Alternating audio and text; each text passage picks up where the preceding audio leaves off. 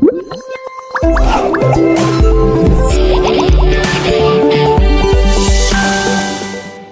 suis avec vous dans une leçon de lecture méthodique où on va étudier une pièce théâtrale intitulée Antigone de Jean Anouilh. La première scène est intitulée le prologue. Dans cette scène, on va reconnaître et identifier la fonction du prologue. Ensuite, repérer le portrait physique et moral des personnages. Je vous présente maintenant la répartition. On commence par la mise en situation. Par la suite, on présente les hypothèses de lecture. Après, on va relever les axes de lecture. Et à la fin, on va retenir une synthèse. On va répondre à une question. C'est quoi un prologue? Donc, c'est une scène d'une pièce théâtrale servant à exposer des événements antérieurs à ceux qui font l'objet de l'œuvre elle-même. À partir des informations obtenues de la séance des travaux encadrés, غتعطوني معلومات على الكاتب والouvrage. نبداو. Comme j'ai dit au début, cet ouvrage est intitulé Antigone.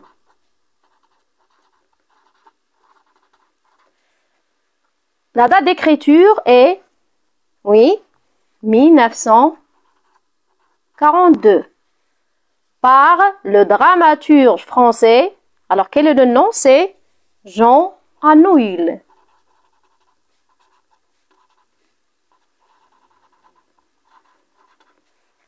Né en, la date de naissance c'est 1910, le lieu c'est Bordeaux, et décédé en 1987 à Lausanne.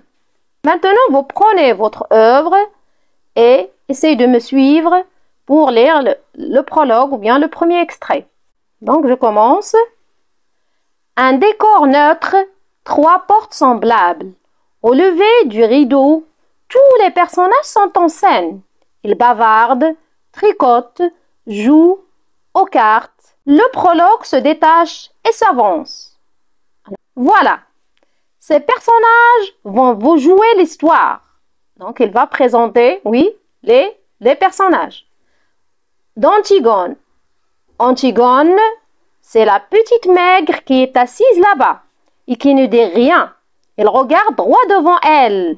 Il pense qu'elle va être Antigone tout à l'heure, qu'elle va surgir soudain de la maigre jeune fille noiraude et renfermée que personne ne prenait au sérieux dans la famille et se dressait seule en face du monde, seule en face de Créon, son oncle, qui est le roi. Il pense qu'il va mourir, qu'elle est jeune et qu'elle aussi, il aurait bien aimé vivre. Mais il n'y a rien à faire. Il s'appelle Antigone et il va falloir qu'il joue son rôle jusqu'au bout. Et depuis que ce rideau s'est levé, elle sent qu'il s'éloigne à une vitesse vertigineuse de sa sœur Ismène qui bavarde et rit avec un jeune homme de nous tous qui sommes là, bien tranquilles à la regarder, de nous qui n'avons pas à mourir ce soir. Au début du prologue, Antigone paraît un personnage ambigu au niveau du caractère, surtout en la comparant avec sa sœur. Mais si on poursuit la lecture, غنكتشفوا مواصفات أخرى وشخصيات أخرى. Le jeune homme avec qui parle la blonde, la belle, l'heureuse Ismène, c'est Aimon, le fils de Créon. Elle est le fiancé d'Antigone. Tout le portrait vers Ismène, son goût de la danse et des jeux, son goût du bonheur et de la réussite, sa sensualité aussi, car Ismène est bien plus belle qu'Antigone. Et puis, un soir de bal où il n'avait dansé qu'avec Ismène, un soir où Ismène avait été éblouissante dans sa nouvelle robe. Elle a été trouvée Antigone qui rêvait dans un coin, comme en ce moment, ses bras entourant ses genoux. Et lui a demandé d'être sa femme. Personne n'a jamais compris pourquoi. Antigone a levé sans étonnement ses yeux graves sur lui et il lui a dit « Oui », avec un petit sourire triste. L'orchestre attaquait une nouvelle danse. Ismène riait aux éclats. Là-bas, au milieu des autres garçons, et voilà maintenant, lui, il allait être le mari d'Antigone. Il ne savait pas qu'il ne devait jamais exister de mari d'Antigone sur cette terre et que ce titre princier lui donnait seulement le droit de mourir. Blachik balait comme le caractère d'Antigone, même avec son fiancé aimant, aussi l'indifférence d'Ismène. Cet homme robuste, aux cheveux blancs, qui médite là, près de son page, ses crayons. C'est le roi.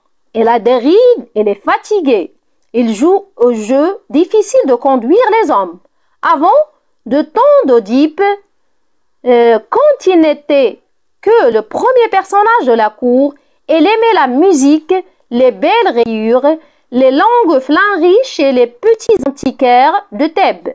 Mais Édipe et ses fils sont morts. Elle a laissé ses livres, ses objets, et elle a retroussé ses manches et elle a pris leur place. Quelquefois, le soir, il est fatigué. Il se demande s'il n'est pas vain de conduire les hommes, si cela n'est pas un office sordide qu'on doit laisser à d'autres, plus frustes. Et puis, au matin, des problèmes précis se posent qu'il faut résoudre et il se lève tranquille comme un ouvrier au seuil de sa journée. Comment vous avez trouvé le personnage de Crayon? C'est un homme très fort physiquement et moralement. نشوفوا دابا الشخصيات اللي بقاو ما تزربوش. La vieille dame qui tricote à côté de la nourrice qui a élevé les deux petites, c'est Eurydice, la femme de Crayon. Elle tricotera pendant toute la tragédie jusqu'à ce que son tour vienne de se lever et de mourir. Elle est bonne, digne, aimante. Il ne lui est d'aucun secours. Crayon est seul avec son petit page qui est trop petit et qui ne peut rien non plus pour lui. Ce garçon pâle, là-bas, au fond, qui rêve, adossé au mur, solitaire, c'est le messager. C'est lui qui viendra annoncer la mort d'Aimon tout à l'heure. C'est pour cela qu'il n'a pas envie de bavarder ni de se mêler aux autres. Il sait déjà. Enfin, les trois hommes rougeaux qui jouent aux cartes, leur chapeau sur la nuque, ce sont les gardes. Ce ne sont pas de mauvais bougres. Ils ont des femmes, des enfants et des petits ennuis comme tout le monde, mais ils vous empoigneront les accusés le plus tranquillement du monde tout à l'heure. Ils sentent l'ail, le cuir et le vin rouge et ils sont dépourvus de toute imagination. Ce sont les auxiliaires, toujours innocents et toujours satisfaits d'eux-mêmes, de la justice. Pour le moment, jusqu'à ce qu'un nouveau chef de Thèbes, Dume, mandaté, leur ordonne de l'arrêter à son tour. Ce sont les auxiliaires de la justice de Crayon. Ici, le prologue termine la scène par l'événement qui a déclenché l'histoire de cette tragédie. Et maintenant que vous les connaissez tous, ils vont pouvoir vous jouer leur histoire.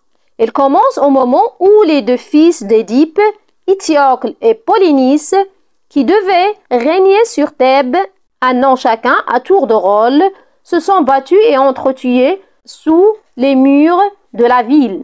Étiocle l'aîné, au terme de la première année de pouvoir, ayant refusé de céder la place à son frère.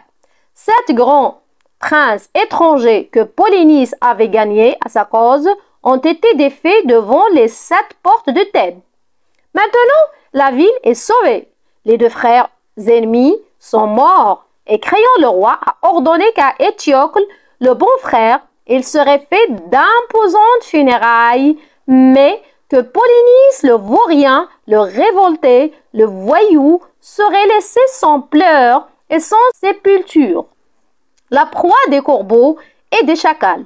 Quiconque osera lui rendre les devoirs funèbres sera impitoyablement puni de mort.